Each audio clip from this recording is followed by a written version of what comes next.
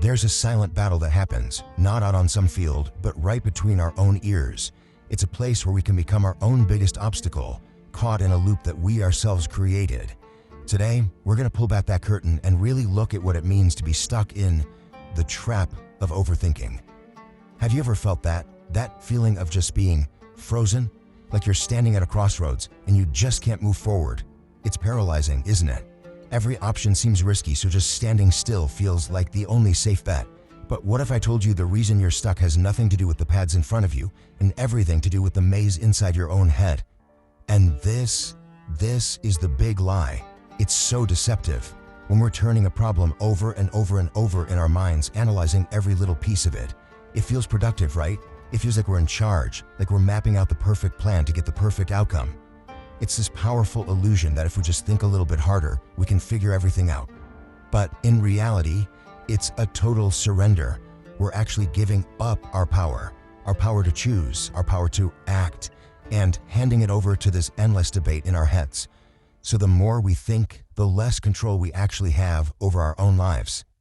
Think about it. Your mind creates this perfect simulation, right? A little mental sandbox where it can run scenario after scenario, trying to find that one single guaranteed path to success. The only problem is, life doesn't happen in a sandbox. It happens out here in the real world, and it happens through action. So let's really dig into this idea. Our first section, the illusion of control. What does this internal world of the overthinker actually look like?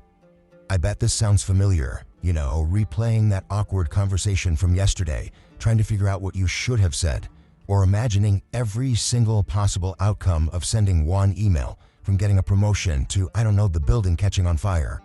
We zoom in on the tiniest details, totally convinced they hold some secret key to the future. And the cycle just keeps going. It's like being on a mental treadmill. You're putting in all this effort, burning all this energy, but you're not actually going anywhere. Because all of that hard work, all of that intense analysis, it never actually leaves your own head. The world outside, it stays exactly the same. See, overthinking doesn't really solve problems. It just pushes back the moment you finally have to face them. So why does our own mind trap us like this? To get that, we need to uncover our second section, the mind's deception. This really gets to the heart of the lie our brain tells us. It whispers, hey, just think about it a little more, then you'll be ready, then you'll be prepared. But the real truth is that clarity almost never comes from thinking. It's a byproduct of doing. You don't think your way forward, you have to act your way into understanding. And it makes a lot of sense when you remember what our brains evolved for. Its main job isn't to make us happy or to give us a sense of certainty.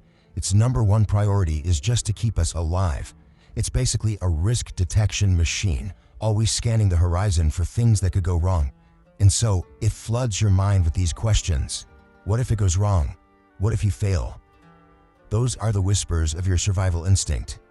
It's trying to protect you by showing you every possible danger out there, hoping to keep you in the safety of doing nothing at all. So here's the most important part. The cage isn't real. The paralysis is self-imposed. You're not actually trapped by your circumstances. You're trapped by a thought process that's just been allowed to run wild. But look, knowing the problem is only half the battle. The good news is there is a way out, and that brings us to the turning point here, the path to clarity. The solution is this simple, and yet this profound. The real antidote to overthinking isn't better thinking, it's action. The only way you can break that spell of analysis paralysis is to just move. Okay, so if action is the cure, how do we actually do it? Let's get really practical in this section, breaking the cycle. All right, here's a simple 3-step playbook. First, interrupt the loop. The second you catch yourself spiraling, just stop, pause, take a deep breath, recognize the thought for what it is. It's just a pattern, and just watch it go by without jumping on the train. Second, shift to action. This is the circuit breaker. It doesn't have to be some huge life-changing action. It just has to be one small thing. Send the text, write one sentence, make the call. And third, set limits. You can still let your brain think, but you give it a deadline. Set a timer for 10 minutes. When that time is up, you make a decision and you move on. Think of it like this. Every decision you make, no matter how small, is like a little beam of light that cuts through a thick fog. It gives you feedback. It creates new information. Decisions are what bring clarity. Endless thinking just makes the fog thicker. And when you really start to live this way, a whole new reality opens up. Which brings us to our final and maybe most important idea, the power of movement. This is the ultimate takeaway. If you remember one thing, make it this. The next time you feel stuck, the answer is not to retreat further and further into your own head. The answer is to engage with the world, to move your body, to take a step, to create some momentum. You know, the hunt for the perfect plan, that's the engine of overthinking. It's just perfectionism dressed up to look like it's being careful. You have to embrace imperfect action. The goal isn't some flawless outcome. The goal is just to break the inertia and get moving.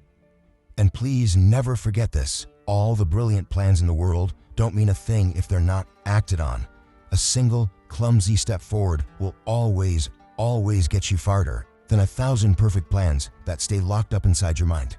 So I'll leave you with this question. Don't think about some grand plan for next year or even for next week.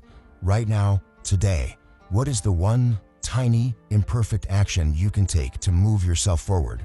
That right there, that's your path out of the trap.